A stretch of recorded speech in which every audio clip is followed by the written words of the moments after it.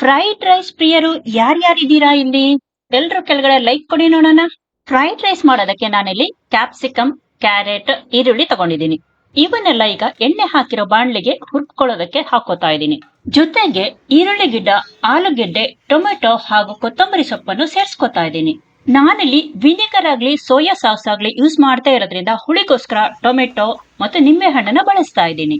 ಬೆಳ್ಳುಳ್ಳಿ ಶುಂಠಿ ಪೇಸ್ಟ್ ಹಾಗೂ ಸ್ವಲ್ಪ ಬೆಳ್ಳುಳ್ಳಿ ಚಿಕ್ಕ ಚಿಕ್ಕದಾಗಿ ಕತ್ತರಿಸಿ ಹಾಕೋತೀನಿ. ರುಚಿಗೆ ತಕ್ಕಷ್ಟು ಉಪ್ಪು ಹಾಗೂ ಖಾರದ ಪುಡಿಯನ್ನು ಹಾಕೊಳ್ತಾ ಇದ್ದೀನಿ. ಜೊತೆಗೆ ಸ್ವಲ್ಪ ಖಾರಕ್ಕೆ ಪೆಪ್ಪರ್ ಪುಡಿಯನ್ನು ಹಾಕೊಳ್ತಾ ಇದ್ದೀನಿ. ನಿಂಬೆ ಹಣ್ಣಿನ ರಸ ಅರ್ಧ ಹೋಳನ್ನು ಪೂರ್ತಿಯಾಗಿ ಹಿಂಡ್ತಾ ಇದ್ದೀನಿ. ಎಲ್ಲವನ್ನು ಚೆನ್ನಾಗಿ ಬೆರೆಸಿ ಚೆನ್ನಾಗಿ ಫ್ರೈ ಮಾಡ್ಕೊಳ್ಳಿ.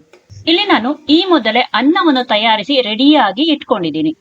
ಈಗ ತಯಾರಿಸಿ ಇಟ್ಟುಕೊಂಡಿರುವ ಈ ಅನ್ನವನ್ನು ನಾವು ಫ್ರೈ ಮಾಡಿರುವ ಎಲ್ಲ ತರಕಾರಿಗಳ ಜೊತೆ ಚೆನ್ನಾಗಿ ಸೇರಿಸಿ ಚೆನ್ನಾಗಿ ಕಲ್ಸ್ಕೋಬೇಕು. ಅನ್ನ ಉದುರುದುರಾಗಿ ಇರ್ಬೇಕು, ಅದಕ್ಕೋಸ್ಕರ ಬಸಿದಿರುವ ಅನ್ನವನ್ನು ತೆಗೆದುಕೊಳ್ಳಿ. ಬಿಸಿ ಬಿಸಿ ಆಗಿರುವ ಉದುರುದುರ ಆಗಿರುವ ಅನ್ನ ಫ್ರೈಡ್ ರೈಸ್ ಇವಾಗ ತಿನ್ನೋದಕ್ಕೆ ರೆಡಿ ಆಗಿದೆ.